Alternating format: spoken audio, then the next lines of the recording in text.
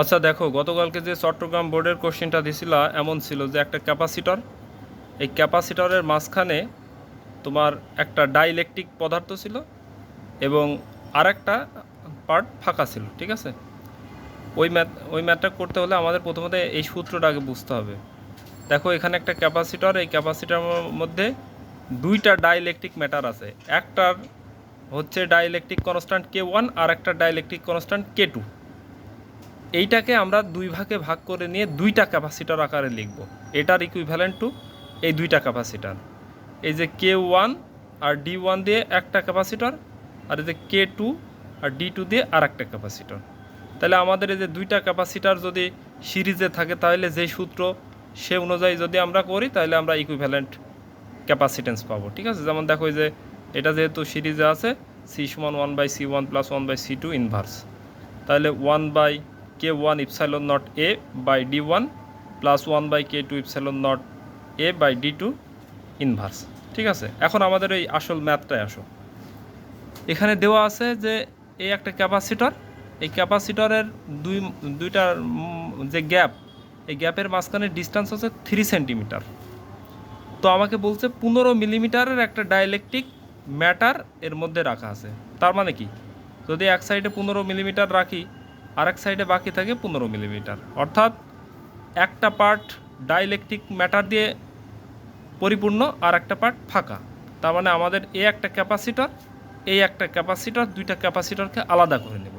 অর্থাৎ এই ক্যাপাসিটরের ইকুইভ্যালেন্ট হচ্ছে এটা, ঠিক আছে। যেমন দেখো এই যে এই যেটা হচ্ছে ডাইইলেকট্রিক ম্যাটার দ্বারা পরিপূর্ণ, সেটা হচ্ছে এটা রিপ্রেজেন্ট করে, আর যেটা ফাঁকা সেটা হচ্ছে এটা রিপ্রেজেন্ট করে।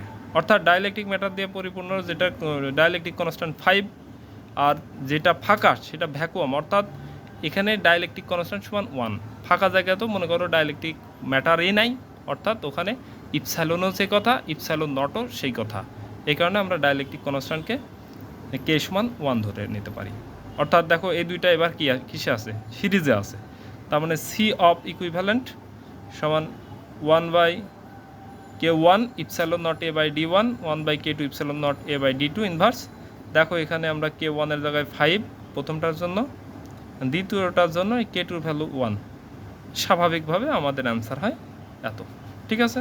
এখন তুমি পূর্বেরটার সাথে কম্পেয়ার করে দেখবা যে কত গুণ বাড়ছে বা কত গুণ কমছে, ঠিক আছে। এই ছিল আমাদের ডাইইলেকট্রিক ম্যাটার যদি এভাবে ভার্টিক্যালি বসে। ডাইইলেকট্রিক ম্যাটার যদি এভাবে হরিজন্টালি বসে, ধরো এই একটা ক্যাপাসিটর, এর উপরের পার্টে K1 ডাইইলেকট্রিক কনস্ট্যান্টের একটা ম্যাটার আছে, আর নিচের পার্টে K2 ডাইইলেকট্রিক কনস্ট্যান্টের একটা ডাইইলেকট্রিক ম্যাটার আছে। তাহলে এইটাকে আমরা ভাগ করে নেব দুইটা প্যারালাল আকারে। তা আগের মতো সব সেম, শুধুমাত্র এখানে যখন ভার্টিক্যালি ছিল তখন আমরা দুইটাকে সিরিজ আকারে ভাগ করে নিছি, আর যখন এই যে ডাইইলেকট্রিক ম্যাটার দুইটা এভাবে হরিজন্টালি বসবে তখন আমরা এটাকে প্যারালালি ভাগ করে দেবো, ঠিক আছে। তারপর দেখো আমরা জেনারেলি প্যারালাল দুইটা ক্যাপাসিটারের ইকুইভ্যালেন্ট ক্যাপাসিটেন্স যেভাবে বের করি সেভাবে সি ইকুইভ্যালেন্ট সমান C1 প্লাস C2 সমান K1 epsilon naught A by D plus K2 epsilon naught A by D. দেখো এবার মানে এটা যদি চলে আসে এভাবে করবা। অ্যাকচুয়ালি এই টাইপের ম্যাথ সচরাচর অ্যাডমিশনে বেশি আসে, তোমাদের ইন্টারমিডিয়েটে আসে না। তারপরে যেহেতু চট্টগ্রাম বোর্ডে চলে আসছে, এটা একটু গুরুত্ব দিয়ে করে যাবা, কারণ চলে আসতেই পারে, ঠিক আছে। আচ্ছা, এরপরে আসি আমরা এই যে এই ম্যাথটা একাধিকবার তোমাকে করানো হয়েছে, হয়তো মনে নাই, এখন কিছু করার নাই। দেখো সুন্দরভাবে লেখা আছে, বিষয়টা বুঝবা। এই যে ধরো -5 ডিগ্রি সেলসিয়াস টেম্পারেচারের আইস এখান থেকে 0 ডিগ্রি সেলসিয়াস তাপমাত্রা টেম্পারেচারের আইস পরিণত হবে। অর্থাৎ এই যে আইস থেকে কিভাবে ভ্যাপার যায়, এই প্রসেসটাতে কোন কোন স্টেপে কতটুকু হিট অ্যাবজর্ব হয় সেই প্রসেসটা আমি দেখাবো, ঠিক আছে।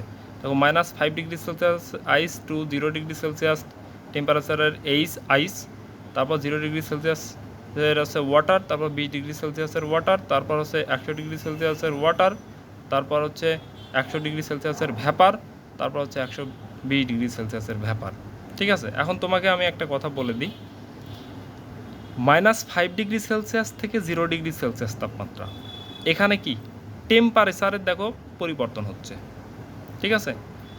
টেম্পারেচার প্রথমে -5°C ছিল, পরে 0°C হলো। টেম্পারেচারের যদি পরিবর্তন হয় সেক্ষেত্রে আমাদের এই কিউ এর সূত্র হবে ms ডেল থেটা।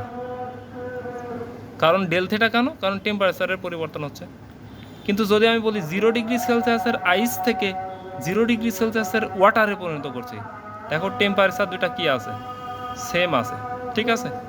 অর্থাৎ এক্ষেত্রে কিন্তু টেম্পারেচারের কোনো পরিবর্তন হয় না।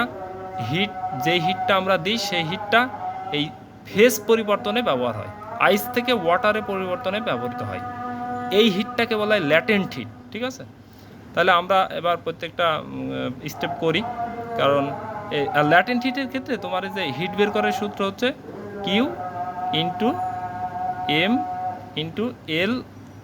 যদি ফিউশন হয় অর্থাৎ তোমার আইস থেকে ওয়াটার হয় তাহলে এলএফ, আর যদি ওয়াটার থেকে ভ্যাপার হয় তাহলে এলভি, ঠিক আছে।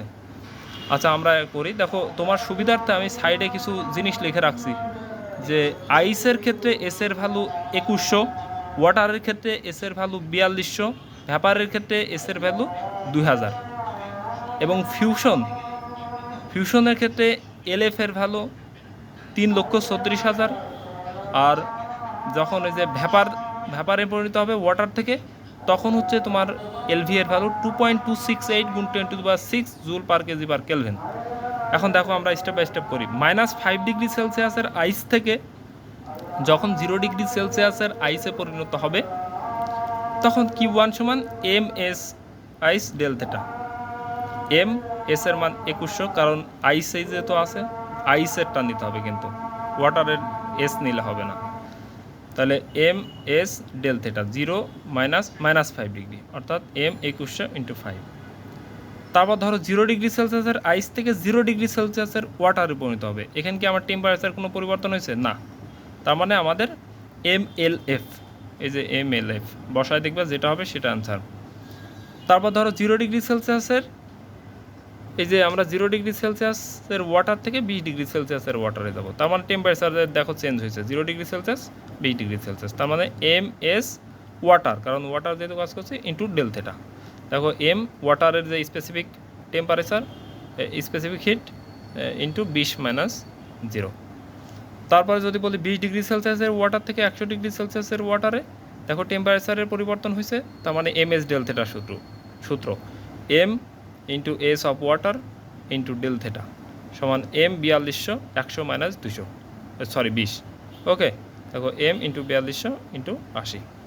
তারপর ধরো 100°C ওয়াটার থেকে 100°C ভ্যাপারে পরিণত করলাম, তার মানে কিউ, দেখো এখানে কিন্তু টেম্পারেচার কোনো চেঞ্জ হয়নি, 100°C water to 100°C vapour.